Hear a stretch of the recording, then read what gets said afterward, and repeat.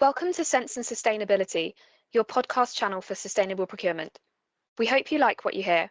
Please go to www.iso2400.org for more information, learning resources, tools, and much more. Welcome to Sense and Sustainability, your podcast for all things sustainable procurement. I'm Sean McCarthy, Director of Action Sustainability Community Interest Company, and I'm very pleased to welcome today a colleague, Cathryn Greville from Action Sustainability. Cathryn, welcome. Thanks, Sean. Great to be here. Okay, so Cathryn, first of all, can you tell us a little bit about your background and how you became involved in the program that you're involved in? Yeah, sure. So I'm a sustainability, social impact and EDI professional. In terms of my current role, I currently head up fairness, inclusion and respect at Action Sustainability. I think your listeners will be aware that Action Sustainability provides sustainability education through the Supply Chain Sustainability School.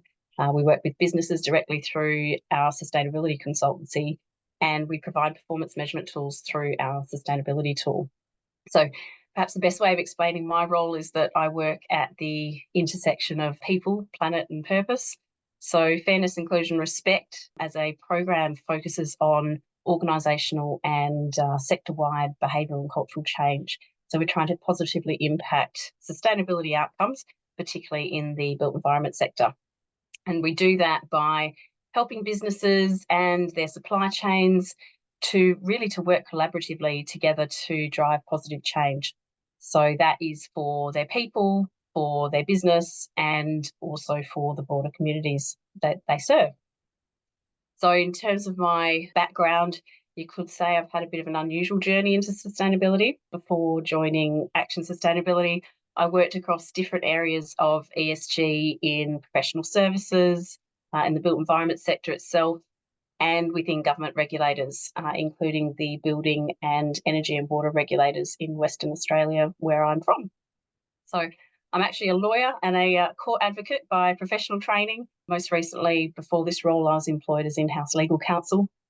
And I also have a degree in international relations, political science and language. So I've always been interested in civil and human rights, in corporate accountability and in global culture more broadly. And I think that's really the link for me with this area. I love that my role and what we do captures my passion for bringing people together, driving that positive change around fairness, inclusion, respect, or FIR as we call it for short, and also supporting sustainable and responsible business practices. So in terms of the built environment sector, I think there are not too many sectors that have a bigger impact on people than the built environment itself, where people live, work and play. So it's really great to be driving this in a sector where we can really make a difference. Okay, thanks, Cathryn. That's quite a journey to where you got to today. So tell us about this whole people and fur thing, because it always frustrates me that I saw a presentation in Ireland, and I must admit I've stolen the line. Ask the audience what colour is sustainability, and they'll always say green, because people kind of see it as primarily about environmental issues. Where does what you do come into the sustainability agenda? Yeah, great question. They certainly do.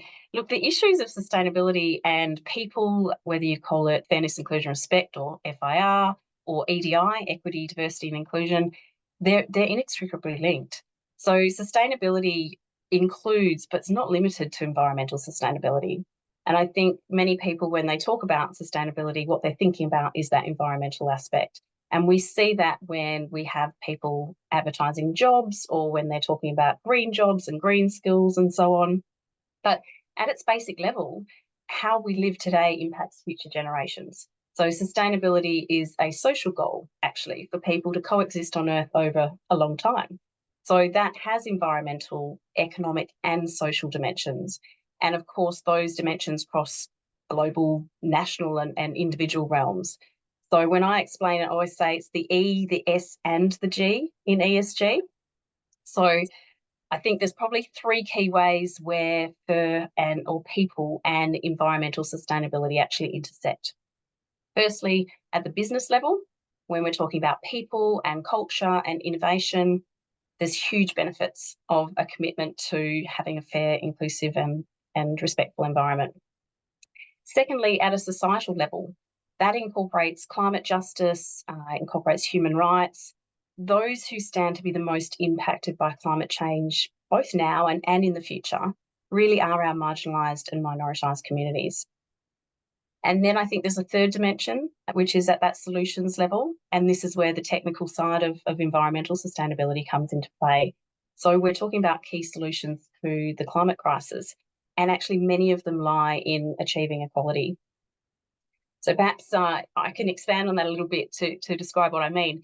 When we're talking at business level, Sean, I explained that, look, there's certainly a people and talent component here. So we're talking, when we talk about people, attracting, recruiting, supporting, developing, retaining people. Because, of course, people and their behaviour and the culture that sets really makes or breaks businesses. And ensuring we have the right people with the right skills to actually deliver sustainable environments fit for the future is a really critical component of addressing the climate crisis. So I always say we need diverse and innovative thinkers who actually look at the world differently to enable us to move forward from our current way of operating. So if we have the same sorts of people in the same sorts of roles doing things the same way that got us into this mess, we're actually not going to be able to get ourselves out of it. And I think what I find really exciting here is the younger generation actually recognise this. So 83% of Gen Z candidates actually rate commitment to diversity and inclusion as important in terms of their job search and where they would work. And 56% would hesitate to accept a job in an organisation that doesn't have diverse representation in its senior leadership. So not only is it a good thing from a business perspective, but it's also a really good thing from a people and a talent attraction, retention perspective as well. And of course, we'd really love businesses to come to this from the moral side, and I guess the good things about it from that aspect and the equity aspect. But we know many businesses don't operate on that basis, and leaders are accountable for financial returns. We understand that they're accountable to their shareholders. So we really do need that business case, that what's in it for them. And the great thing about this is, from a leadership and accountability perspective, the business case is strong. Actually, it's strong from many perspectives. But if we look at leadership and accountability, for example, there's this really strong correlation between fair, inclusive, and respectful behaviours and accountability of an organisation. I've certainly seen that in my career in legal advisory work, and also in prosecuting regulatory breaches. Poor leadership and accountability really breeds poor outcomes. And then we've got that productivity and operational efficiency perspective, which really comes into play in the built environment sector. And diversity and inclusion is actually linked to faster decision making and better team cooperation. So companies that are gender and ethnically diverse, for example, outperform their peers. There's some great studies around this. We know that, for example, companies in the top quartile for racial and ethnic diversity are actually 35% more likely to have financial returns above their respective competitors. And then a recent study found that companies with more gender balanced workforces actually consistently outperform less diverse peers over that's looked at the past decade, and they looked at returns of up to 2% higher annually. So firms that actually exhibit greater gender parity, especially in revenue and engineering type roles, which is very relevant to the built environment sector, actually saw the strongest results. So from a financial materiality point of view, this is important. We know, for example, organisations with inclusive cultures are 2 times as likely to meet or exceed their financial targets, something like 3 times more likely to be high performing, and 8 times more likely to achieve better business outcomes. And that's from a Deloitte report. So there's all these great opportunities for businesses here that really need to be recognised. And then there's the other aspects like health and safety. So fair, inclusive, respectful environments are really critical to meet business obligations around creating a safe workplace, including that psychological safety aspect. And more, we're actually seeing a commitment to people and to fair and inclusive environments actually being expected, and even with some clients, mandated by clients of their supply chain. So I think that's a really positive thing, in my opinion. If we look at societal level, we know that the fair and inclusive, respectful environments fall under several sustainable development goals. So your listeners would be aware of the 17 interlinked objectives around people and prosperity of the planet and the Sustainable Development Goals, or SDGs. And they include things like poverty eradication, health and well-being, gender equality, economic growth. There's reduced inequalities, there is sustainable cities and communities, and there's areas such as peace and justice and strong institutions. And people are central to all of these. In the UK, we know that inclusion is both a theme in the procurement policy that you would speak about, I'm sure, quite a lot, Sean, alongside the Social Value Act. So it's one of the themes, equal opportunity is one of the themes in our social value legislation. And it's actually an essential ingredient in all of the themes, because you can't achieve any of what's set out there unless you have people on board and you actually have people who are inspired to drive this with us. And that's where just transition comes in as well at this societal level, because that's really critical. And what I mean by just transition is we need to be making sure that as we strive to adopt a healthy and clean environment and economy, that we're not doing so at the expense of particular groups or particular communities. So that might be from a health perspective, environment perspective, obviously, but also in terms of jobs and the economic impact that has on people in particular communities. And there's that other element of we actually need the incredible knowledge and the wisdom of local communities. So we need to make sure that we're inclusive of those who'll be impacted, because those people are best placed to help us identify solutions and actually to implement them. And I think from a societal point of view, there's also another element, which is that human rights element. And this is really strong.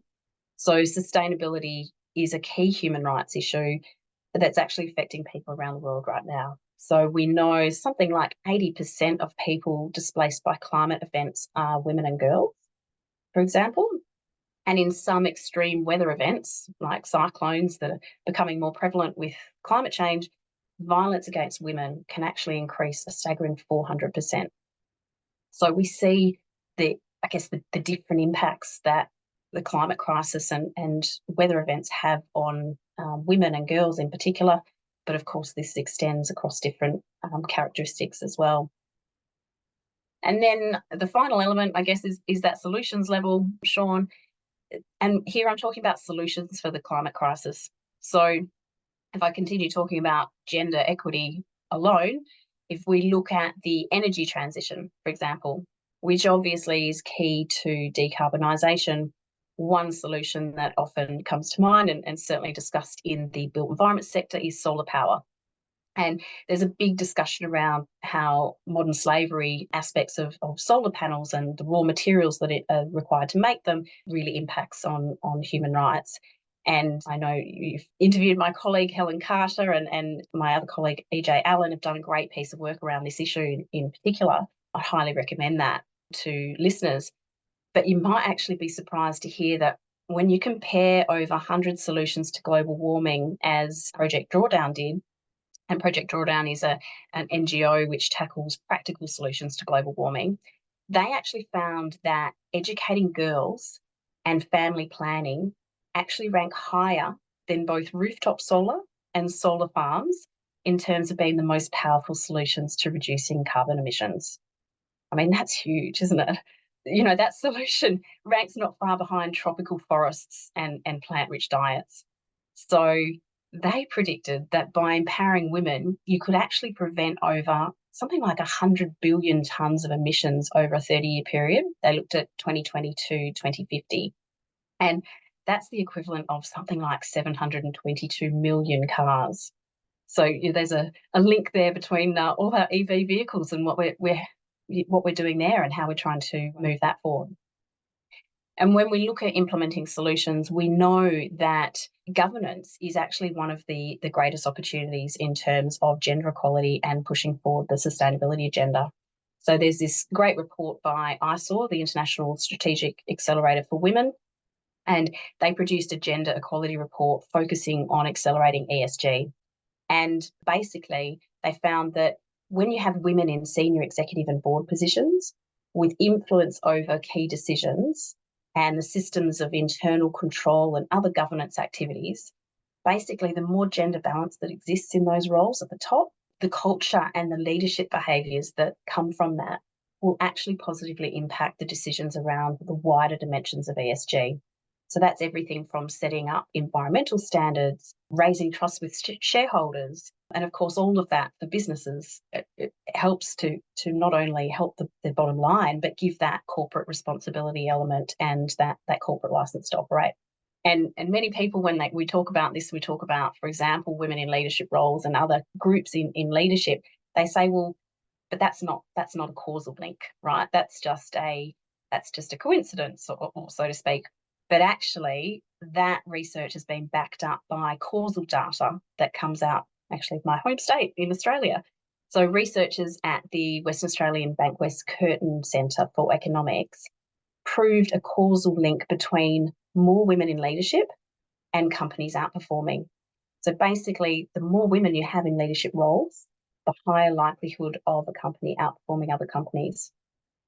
And they actually found that that was the case across 6 key profitability and performance metrics, everything from return on equity to EBIT, earnings before interest and tax, right through to return on assets and dividend yield and so on. So if we come back to the Sustainable Development Goals here, the focus has always been on people and planet. And I think there's a lot of focus around the technical elements. It's really easy to look at what the latest technical solutions are, the materials and so on, especially in a sector like the built environment sector and construction, where there's already an incredible amount of technical skill required to actually deliver the built environment. But we have to forget that people are such a critical element of that. They're not just a piece of the puzzle, but they're actually the glue that holds it together, so to speak. So, we really need to come back to the fact that people and the related behaviours and cultures that we create for them are a catalyst for achieving environmental sustainability and connect the two between each other. That's amazing. Thanks, Cathryn, because, I always say, we talk about the planet, but the planet will take care of itself and eventually rid itself of the problem, i.e. the human race. So this whole idea that it is about people ultimately is quite fascinating. No, thank you very much for that. It's really useful perspective. When you talk about, you've given us a load of stats, and I'm sure our audience are going to lap it up. Do you see examples of this being done well? What sort of stories do you see of organisations that are adopting this level of thinking and actually succeeding as a result of it? Yeah, look, there's lots of examples, and it depends. And these examples come right from, if we're talking about the built environment sector, right from client level and tier one builders and construction companies right through their supply chain. So there's huge benefits. If we look at, for example, the people element, there's 4 key reasons why we know businesses are really starting to see the benefit of this at ground level. And the first one, depending on what size business and what their challenges are, often talent and skills and attracting the right people and therefore getting the right skill set and ability to be innovative into the company is one of their key drivers. And we're seeing huge connection. I mentioned the stats earlier about younger people. The younger generation are going to make up the majority of our workplace, over the next 10 years. So that's really important in terms of upskilling people around what we call green skills, both bringing people in but also upskilling the existing workforce that we've got. It's really important. We're seeing it in terms of winning work. So companies are actually realising that unless they're serious about this, they're not going to win work. So we have some clients who are starting to mandate. So we work closely, for example, with National Highways. National Highways is requiring its supply chain to actually report into our diversity survey, which is an annual survey that tracks diversity metrics across a business.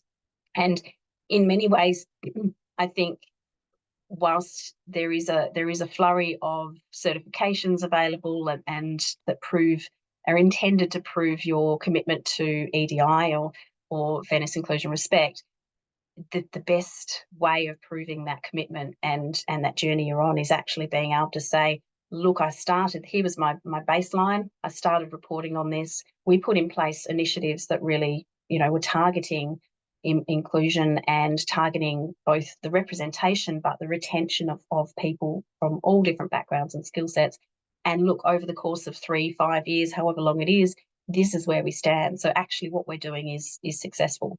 So that tracking, that measurement, performance measurement aspect is really important for businesses to be able to see that what they're doing is actually targeting the right thing. So we have lots of small businesses that we deal with in the Fairness, Inclusion, Respect program. About 70% of the companies that we deal with are small or medium businesses. And many of them are starting to say, look, we didn't realise at the start, but actually this is having a massive impact on our business. So some of the stats around that, for example, we run an annual fur culture impact report, which gives us the pulse of fairness, inclusion, respect across the sector. And we know that overall, it's actually impacting fundamental business performance when we have companies that are committed to workplace equity and inclusion. So 66% of the companies that do the FUR program, for example, actually tell us that it's improved their engagement with stakeholders. And 52% say that it's improved their productivity in their business. And another 52% say it actually helps them win new business. So that winning work aspect is really key. And then the other reasons that companies often engage in this area is time and cost. So there's a lot of cost, there's a lot of business risk around not doing this. There is a legislative framework, even though it's not as strong as we would like it to be. Obviously, we do have the Equalities Act in the UK and around the world we have similar legislation. So there is a requirement around anti-discrimination and making sure we're providing equal opportunity. But I guess the commercial imperative has gone a lot further than that legislation. And that legislation is many, many years old. So it sort of trails behind where companies are. But companies themselves are actually setting the bar here and requiring it of the people that they engage with. And what we'd like to see is more businesses being really, picky about who they do business with. Just like we know our workers who are coming into the sector are starting to choose based on how companies deal with people and what their commitment is, and whether that is how they're going to be treated as employees or what their obligations are from a societal level and what their human rights record is, for example, or whether that's actually how they're engaging with communities and how their stakeholder consultation processes run. So lots of great stuff happening. We'd like to see it more. Obviously, it's easy to get impatient in this area, Sean, because we'd really like this to be just part and parcel with how businesses do business. We have got a fair way to go on that, but there's some really positive outcomes, and we've got great case studies on the Supply Chain School's website about businesses that have implemented and really embedded fairness, inclusion, respect in their business and in their supply chain, and just the positive impact that's having to their work and how they're delivering it for the community. Thanks very much, Cathryn. I'm sure our audience will be fascinated to hear what you've had to say about the broader benefits of the whole equalities and diversity and fairness, inclusion and respect agenda. This is part 1 of 2 of our interviews with Cathryn. So do listen to part 2 when we get into more detail in terms of performance measurement and how we can deliver these things. Thank you very much. Thank you for listening to our podcast on Sense and Sustainability. Please listen out for more episodes. For more information, learning resources, tools, and much more content on sustainable procurement, go to www.iso2400.org.